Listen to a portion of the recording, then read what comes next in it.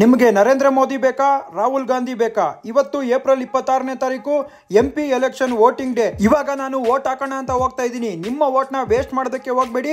ನಿಮ್ಮ ವೋಟ್ನ ದುಡ್ಡುಗೋಸ್ಕರ ಮಾರಾಟ ಮಾಡೋದಕ್ಕೆ ಹೋಗಬೇಡಿ. ನಿಮ್ಮ ಅಮೂಲ್ಯವಾದ ಮತವನ್ನು ದೇಶದ ಫ್ಯೂಚರ್ಗಾಗಿ ವೋಟ್ ಮಾಡಿ. ನೀವು ಒಂದು ಒಳ್ಳೆ ಪಕ್ಷಕ್ಕೆ ವೋಟ್ ಹಾಕಿ. ನಾನು ಕೂಡ ವೋಟ್ ಮಾಡೋಣ ಅಂತ ಹೋದೆ. ನಾನು ಹೋದಾಗ ಟೈಮ್ ಆಗಿತ್ತು 10:30.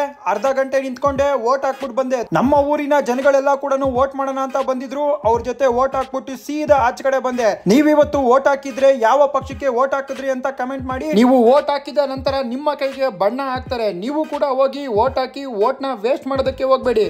ಮನೆಗೆ ಬಂದಾಗ 11:30 ಆಗಿತ್ತು. ನನಗೋಸ್ಕರ ನಮ್ಮಮ್ಮ ಸ್ಪೆಷಲ್ ಆಗಿ ಚಿಕನ್ ಫ್ರೈ ಹಾಗೂ ದೋಸೆನ ಮಾಡಿದ್ರು. ನೆನ್ನೆ ಚಿಕನ್ ಫ್ರೈ ಮಿಕ್ಕಿತ್ತು, ಅದಕ್ಕೆ ದೋಸೆ ಕಾಂಬಿನೇಷನ್ ಮಾಡ್ಕೊಟ್ಟಿದ್ರು. ಚಿಕನ್ ಇದ್ದಿದ್ದು ಸ್ವಲ್ಪ, ಜೊತೆಗೆ ಕರಿಮೀನ್ ಪಲ್ಯ ಕೂಡ ಇತ್ತು, ಜೊತೆಗೆ ಚಪಾತಿ ಕೂಡ ಮಾಡಿದ್ರು. ಎಲ್ಲ ಕೂಡ ಸೇರಿ ಬ್ಯಾಟಿಂಗ್ ಮಾಡಿದೆ. MP ಎಲೆಕ್ಷನ್ ಅಲ್ಲಿ BJP ಗೆಲ್ಲುತ್ತಾ ಕಾಂಗ್ರೆಸ್ ಗೆಲ್ಲುತ್ತಾ ಅಂತ ಈ ಕೂಡಲೇ ಕಮೆಂಟ್ ಮಾಡಿ. ನೀವು ಕೂಡ ವೋಟ್ ಮಾಡಿ. ವಿಡಿಯೋ ಇಷ್ಟ ಆಗಿದ್ರೆ ಫಾಲೋ ಮಾಡಿ.